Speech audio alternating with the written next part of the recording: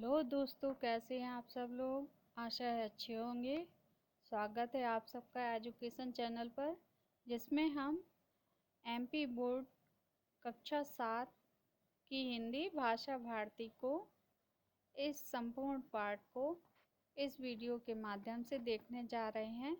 तो आइए शुरू करते हैं वीडियो के माध्यम से इस पाठ के संपूर्ण अभ्यासकार को एंड पाठ को। आइए देखते हैं। पाठ 1, मेरी भावना, जो इसके लेखक हैं जुगल किशोर युगवीर द्वारा लिखी गई है। तो देखते हैं इसके भाव क्या हैं। आइए सीखें। में लिखा है, कविता को हाव भाव से लयपूर्वक प्रस्तुत करना, दृढ़ निश्चय, साहस आदि नैतिक मूल्यों के प्रति सजगता, अनुप्रास अलंकार का ज्ञान, सामान्य, ये आप लोगों को मतलब का नहीं है। आइए इस कविता को पढ़ते हैं, सस्वर वाचन करते हैं। अहंकार का भाव न रखूं, नहीं किसी पर क्रोध करूं, देख दूसरों की बढ़ती को कभी न ईर्षा भाव धरूं, रहे भावना ऐसी मेरी सरल सत्य व्यवहार करूं, बने जहां तक इस जीवन में औरों का उपकार करूं, मैत्री भाव जगत में मेरा सब जीवों से नित्य रहे, दीन दुखी जीवों पर मेरे ओर से करुणा स्रोत बहे, दुर्जन क्रूर कुमारगतों पर क्षोभ कभी न मुझे आए, साम्य भाव रखूं मैं उन पर ऐसी परिणति हो जाए, बुढ़ी जनों को देख हृदय में मेरे प्रेम उमड़ आए, बने जहां तक उनकी सेवा करके यह मन सुख पाए, हो नहीं कृतज्ञ कभी मैं द्रोह न मेरे ओर आए, गुण ग्रहण कर भाव रहे नित्य सृष्टि ना दोष पर आ जाए, कोई बुरा कहे या अच्छा, लक्ष्मी आए या जाए, लाखों वर्षों तक जीऊं या मृत्यु आज ही आ जाए, अथवा कोई कैसा ही भय या लालच देने आए, तो भी न्याय मार्ग से मेरा कभी न पद डिगने पाए, फैले प्रेम परस्पर जग में मोह दूर पर रहा करे, अप्रिय कटुक कठोर शब्द नहीं कोई मुख से कहा करे, बनकर सब युगवीर हृदय से देशोन्नति रत रहा करे, वस्तु स्वरूप विचार खुशी से सब दुख संकट सहा करे। कितनी सुंदर कविता लिखी है जुगल किशोर युगवीर जी ने। तो उनके जीवन परिचय के बारे में थोड़ी सी जानकारी लेते हैं जो इस पाठ में दी गई है। श्री जुगल किशोर युगवीर का जन्म सरसावा ग्राम, जिला सहारनपुर में हुआ था। आपको संस्कृत, उर्दू, फारसी, अंग्रेजी, हिंदी भाषाओं का ज्ञान था। बाल्यकाल से ही लेखन क्षमता के धनी थे। मेरी भावना आपकी अद्वितीय कृति है। अनेक भाषाओं में इसका अनुवाद हो गया है तथा इसे प्रार्थना के रूप में स्वीकार किया गया है। तो पढ़ी हमने कविता को, कितनी सुंदर कविता जो जुगल किशोर युगवीर द्वारा लिखी गई है। अब हम इसके अभ्यासकार को करते हैं। इसका पहला प्रश्न है, हमें जीवों के प्रति किस तरह की भावना रखनी चाहिए। उत्तर है, हमें जीवों के प्रति मित्रता व दया की भावना रखनी चाहिए। अगला प्रश्न है, मेरी भावना कविता में कवि ने किन किन पर साम्य भाव रखने की बात कही है। उत्तर है, इस कविता में कवि ने दुष्ट, निर्दयी व गलत रास्ते पर चलने वाले इत्यादि के प्रति साम्य भाव रखने की बात कही है। अगला प्रश्न है, देशोन्नति से कवि का क्या आशय है। कवि किस तरह की देशोन्नति में सम्मिलित होना चाहता है। उत्तर है, देशोन्नति से कवि का आशय है देश की उन्नति से है। कवि चाहता है कि सभी हृदय से युगवीर बनकर देश की उन्नति और विकास में सम्मिलित हों। अगला प्रश्न है, मेरी भावना निम्नलिखित शब्दों में से सद्गुण और दुर्गुण के लिए प्रयुक्त शब्दों की सूची बनाइए। तो सद्गुण में है उपकार प्रेम और दुर्गुण में है अहंकार, क्रोध, ईर्ष्या, क्रूर, मोह। अगला प्रश्न है निम्नलिखित भाव जिस पंक्ति में आए हों उस पंक्ति को सुनाकर ईर्ष्या करना, लालच, कृतज्ञता। तो ये पंक्तियां आपको कंठस्थ करनी है, आप इसको याद कर लीजिए। आगे का प्रश्न है सार लिखना है, तो ये गद्यांशों में देखेंगे। आगे का प्रश्न है शुद्ध और अशुद्ध वर्तनी लिखिए। तो अशुद्ध वर्तनी और शुद्ध वर्तनी ये आपको लिखना है और इसको याद करना है। अगला है निम्नलिखित शब्दों को अर्थ लिखकर अंतर स्पष्ट कीजिए। अब शब्दों के एक शब्द के जो अर्थ हैं अलग अलग हैं, उनको स्पष्ट करना है। जैसे पहला है भाव, तो भाव का अर्थ होता है मूल्य, और भव, भव का अर्थ होता है संसार। तो इनको वाक्य में प्रयोग करके देखते हैं। भाव का अर्थ होता है किसी वस्तु का मूल्य, जबकि भव का अर्थ होता है संसार।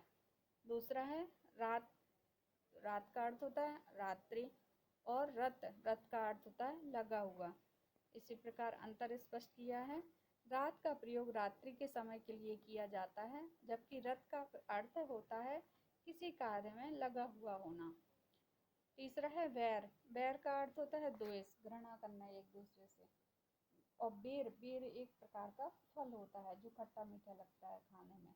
इसका अंतर देखते हैं। बैर का शब्द का प्रयोग दुश्मनी के लिए किया जाता है, द्वेष के लिए किया जाता है, जबकि बेर एक खाने वाला फल है। अगला है ग्रह और ग्रह, गृह और ग्रह। गृह का, गृह जो री ऋषि की मात्रा लगी हुई है। गृह का अर्थ होता है निवास स्थान, घर, और ग्रह का अर्थ होता है विशाल आकाशीय पिंड। अंतर है ग्रह का अर्थ घर से है, जबकि ग्रह का अर्थ विशालकाय आकाशीय पिंडों से है। पृथ्वी, शनि, बृहस्पति आदि एक प्रकार के ग्रह हैं। विलोम शब्द छांट कर लिखिए, तो ये सब इसमें छांटे हुए हैं।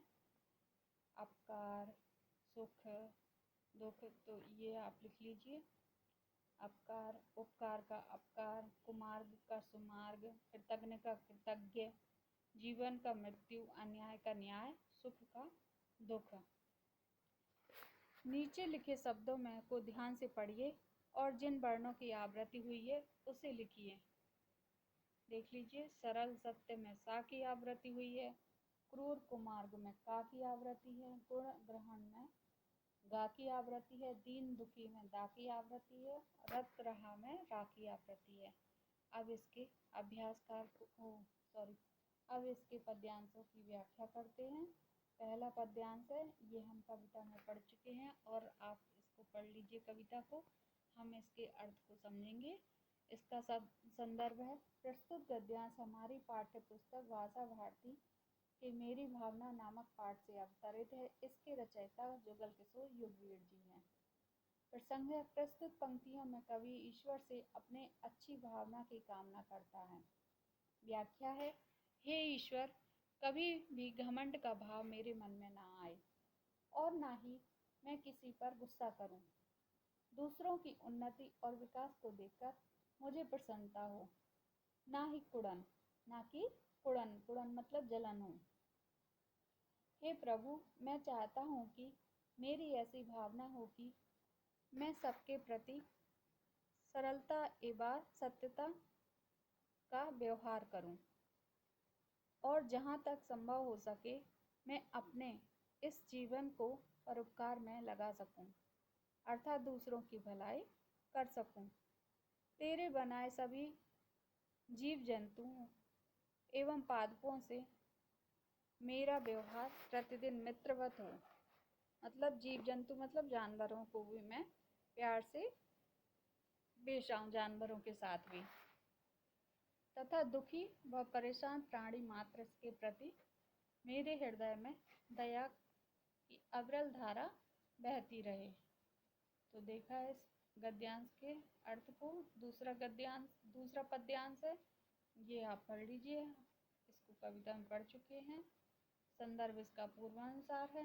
प्रसंग है, प्रस्तुत पंक्तियों में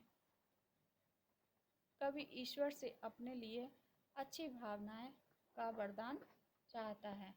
व्याख्या है, हे प्रभु, मेरी सदैव भावना रहे कि मुझे दुष्ट, कठोर और बुरे आचरण वाले लोग के व्यवहार का पर दुख न हो।